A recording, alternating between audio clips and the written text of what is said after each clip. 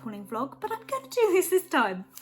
Filmed this way back in April, and I'm going to just describe how this turned out as like a really rough draft of something. Like it's like draft 1 if you do writing and you realise that, you know, draft 12 is the one that you use. It's going to be all higgledy-piggledy, and I decided that the best way to like work out how to explain this vlog is just for me to jump in and say it. So we're going to be going back and forth because I found some fantastic stuff here. I just didn't do very well at the explaining at the time. So here we are. So a couple of things. I'm watching this back. I'm literally, that's why I keep looking here. I've got my iPad that I edit on, looking at it here. Oh my God, I found such wonderful stuff. I was really, really chuffed by the seaweed that looks like those little, so they look like little mushrooms, and I've wanted to see that for ages. That is a seaweed I have wanted to see, and I'll look the line up of that in a minute. And we found so much kelp. I mean, so much kelp. It was absolutely bananas. Bananas. Okay, I'm going to look up what these species are now, and I'll talk a bit more about it because I can from the comfort of my own home. Amazing. So that seaweed that I saw that looked like the little mushrooms, that's actually thongweed, which I didn't realise. I wanted to see I brushed past that far too easily. Yes, it's called thongweed. It's fantastic. What a great name of a seaweed. And that's because it forms these really long thong-like strands. But I didn't realise that that was what was behind like the things that look like the mushrooms, which is really awesome. So I have seen thongweed before, but I haven't seen that. Oh, I love fantasy stuff, and it sets my mind alight when I see stuff like that, because I just think, oh my God, that'd be like the perfect little place for a little sea gnome or something. Oh, my imagination soars away. Then the kelp we saw, I will try and get that. I probably saw both Laminara digitata and Laminara hyperborea, but actually they're very, very similar, so it's difficult for me to like pick between the two. There's something called dabber lock, which I think is amazing. That is such a good common name, like Alaria essulen. It's a name. I'll put it below. Saccharina latissima, which is sugar kelp, that was there. I think that there was also Saccharina polycides, which I don't know if I got on video. I can't seem to see a clip of it, but it's got this like really like just impromptu dance moment.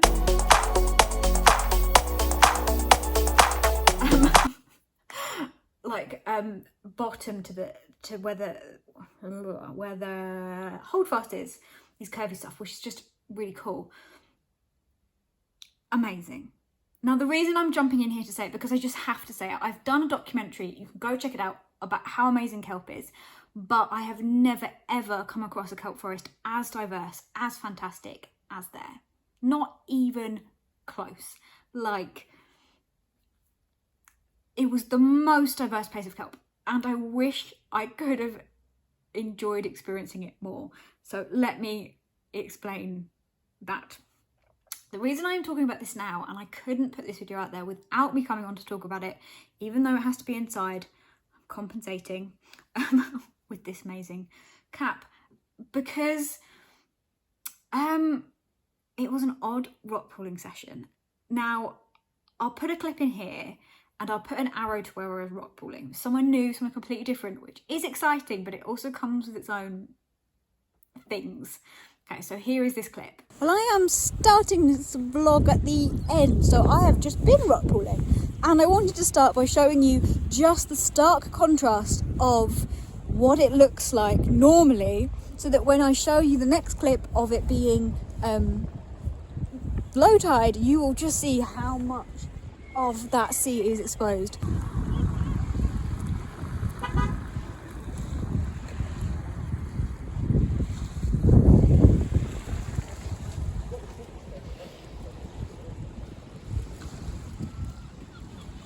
So that clip shows where we were rock pooling. It was so low, and this is one of the lowest tides of the year. We're still in that week, which was literally the lowest tides. And I've been to Anstruther before where I was, and I've seen how fast the tide comes in. And when it comes in fast, I mean, we're talking like in the space of 5 minutes, it goes from the bottom, like your wellies being dry, to it being above your welly. Like, it comes in so quickly. And I got to this spot and I thought it was really cool, and we could walk out on this concrete. I was like, great, I'll get down to the shore really quick. I can get back from the shore really safe. But I'll show you this clip quickly, and you'll see more of this clip later on because it's quite a good clip. You'll see that there was just these, like, it is kind of overemphasized because the camera is lower, but I'm quite a short person. This giant, like, ditches of where you would go into the sea, and to get out of it you would have to climb up them or along them, or near, it was all go along these bits. But I knew that when the tide turns, these channels in between these steep rocks fill up so fast. The other thing was, because it was so low, I don't know what tide it was, it could have been even like, it was close to minus tides. I was, for the first time, going through this giant kelp forest, and I mean it was giant, with kelp taller than me, with you saw the hand thing, with fronds that were bigger than my hand, bigger than my arm, like longer than my body, and I'm having to like go through them, and they're coming up to my waist at some point, and it's in the water, which is actually the sea, and I can't see where I'm walking. And that footage that I got, this is a very long wind of saying that I suppose what is the first minute and a half of this video is all the footage I got from about an hour of walking in a very small area. And that area was literally, I walked out and went, oh, this is really hard, let me try and get to a safer spot. And so it stressed me out. I'll put a mini clip in here. I did do some talking to camera later on, but you can see I'm slightly stressed. I don't know what I'm going to do. I'm going to try and carry on going up and rock pooling as I go, but we probably don't have long because of the tide. It's just been a very, this shore is a very different place to rock pool than other places. It's, I'm kind of realising why I don't come here all the time. The reason for that is that I rock pool on my own. I've got another video which I'll put here about rock pooling safely, and that shouldn't put you off going rock pooling. But the reality of it is that I have to make sure I'm being extra safe. I can't put myself in too risky a situation, because if I fell and I hurt myself, I text people know where I am. I text them at certain times to make sure that nothing's happened. They know where to call if they can't get in contact with me. But the reality of it is, if I get hurt, either I can't get back in on my own and have to call for help, or I might not even be able to call for help.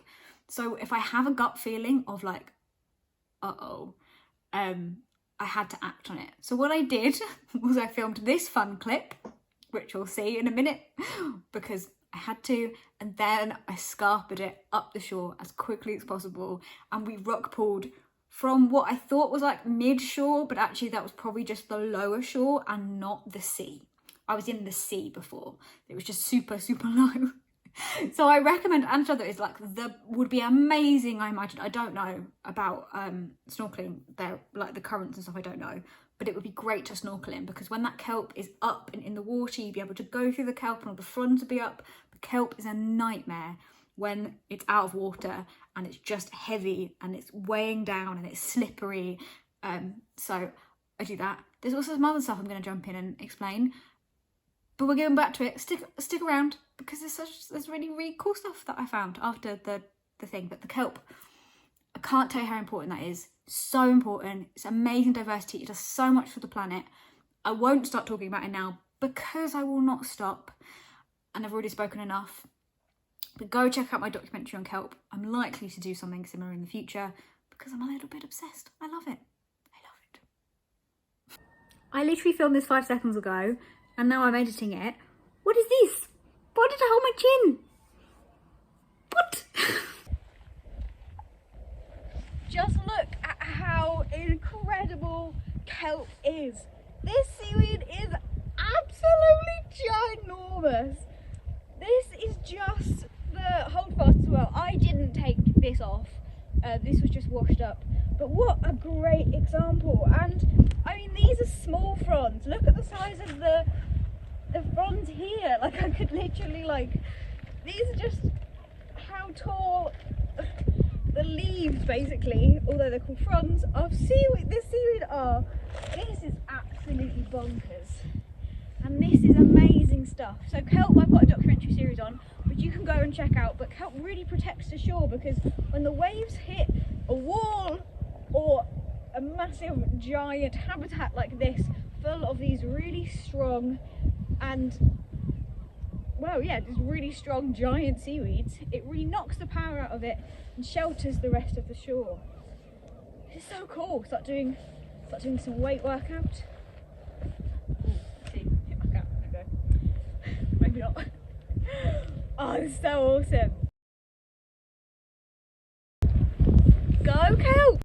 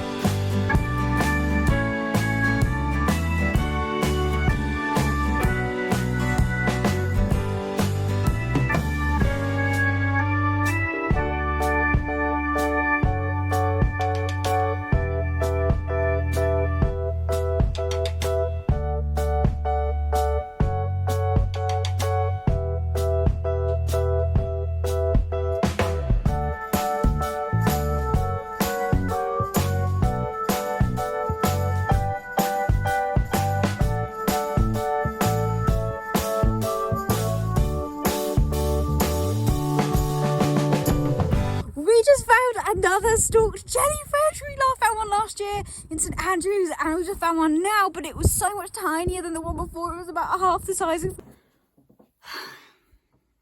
Okay, I have an apology to make. Mum, if you're watching, just stop watching this bit, like skip forward a couple of minutes, like just don't. In this rockpooling video, and in basically all of the rockpooling vlogs this year, we have seen the appearance of Simon.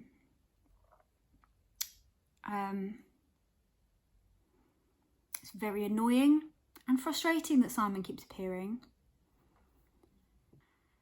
Simon is the name of the snot bubble thing that appears on the end of my nose all the time. I'm sorry. Right, firstly, I'm freezing. This was filmed in April. Even in summer, you get very cold in Scotland rockpooling. I can't feel my nose. I don't know Simon appears. I don't know until it's too late. Second of all, he is appearing because I get cold and my nose gets cold, and I don't know, science. And then I'm sure Rudolph could tell us. Oh, Christmas joke in July. But anyway, no. And thirdly, we're being told not, like, I'm not used to touching my face anymore. The hands face no-go zone. So I'm not even thinking about it until I get home and it's too late and I see Simon appear and I'm like, no, because I'm sure you're the same. You can only watch that instead of me. But I'm not going to not use the footage that I have found and spoken about. So, yeah. I'm just going to acknowledge Simon. I'm going to apologise for the appearance of Simon. And I'm going to still include the footage. And maybe one day I'll remember to... I don't know. Bring a tissue? Anyway, my mum has to stop watching this because she cannot cope with the nose stuff. So, pre-warning, so I don't get in trouble. I'm 26. Not less. Oh my god, it was so cute. I knew that coming in from the kelp would help us just be able to spot stuff, because there's a few gaps in between, so you can kind of more methodically search, and I can't believe I spotted it. That last time it was on green seaweed, so there's a bright red thing on green really stuck out, but that was like in the midst of red seaweed. I cannot believe I'm definitely getting some sort of like Rockpooler's supervision, and I can't believe I found that. Oh, it was so cute, and it was really mobile. It was moving a lot more than I thought they would. The other one didn't really move at all, so it must have been feeding, so that's extra awesome too. Oh, this is so exciting. So let's carry on and see what else we can find.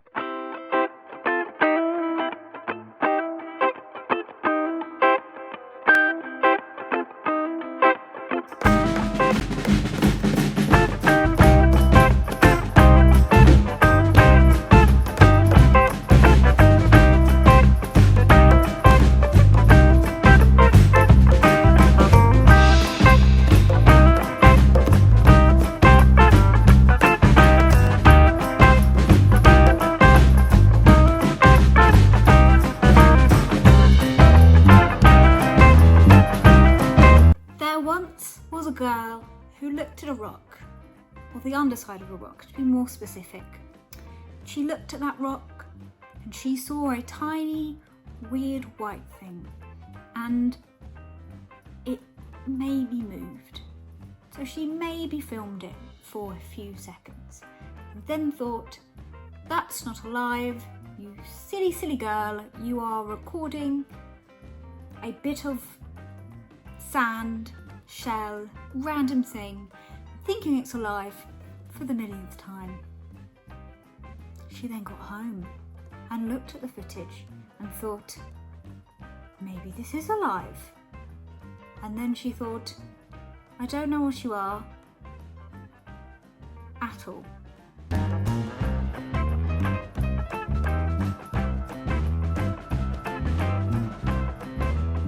Not even a clue. Potentially, I thought in the snail realm, maybe the nudibranch realm. Wasn't a nudibranch. Thought, my goodness, the sea is weird. I love it so much. Goodbye. All ideas of knowing what it was.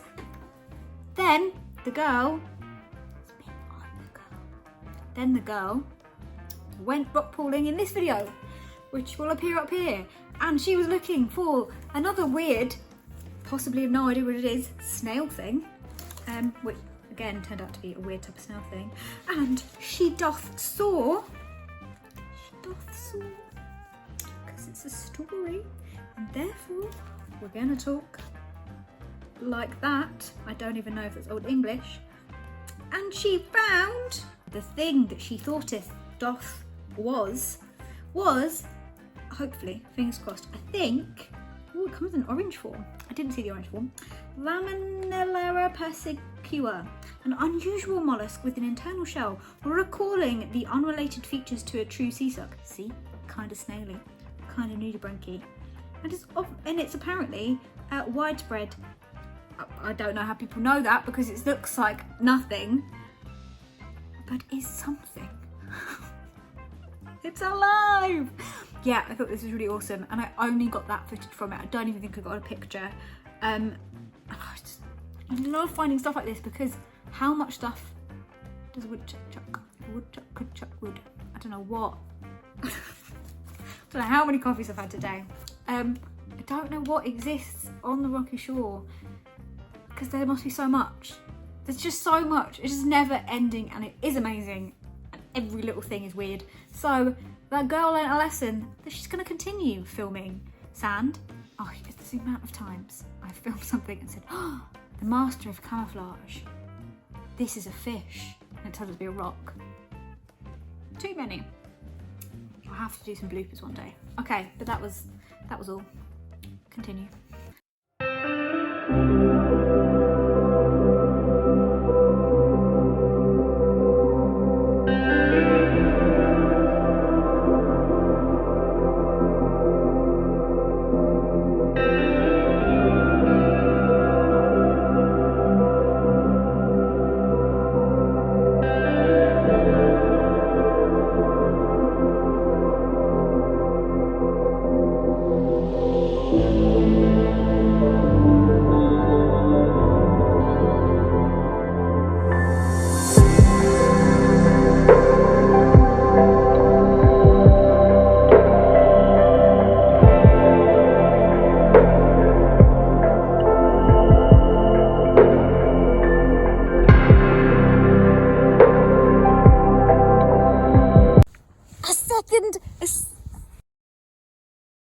A second stalked jellyfish. That's so cool. I love that they're great here. That's really going to be good to remember as like, to make sure you check that out. And I realised today that they're sticky. Like these are doing a lot more like motions, but like I tried to move a bit of seaweed that was in front of it and I realised it was stuck to it and it touched my finger and it was sticky, which makes complete sense because they're like jellyfish, which are like anemones, and they use nematocysts, which is like the little spears that shoot off and capture things, which makes it feel sticky for us but is deadly to all tiny living things. Well, not all tiny living things, but the tiny living things that go near it.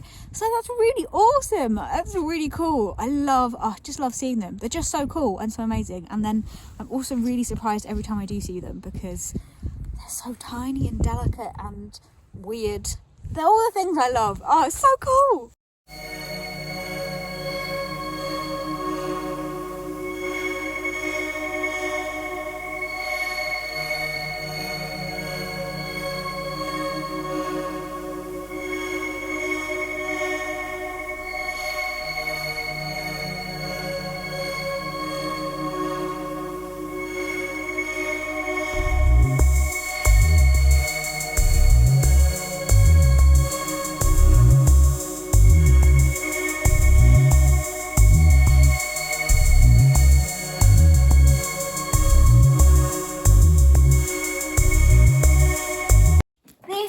This is kelp making babies, or I don't know the life cycle exactly, but this is them releasing either their spores or reproductive cells or things into the water so that they can make lots of little baby kelp. And you can see that they are spawning and you can watch the little white things disappear off. It is a magical moment of life. Some would say romantic. I would not. Because I'm not seaweed.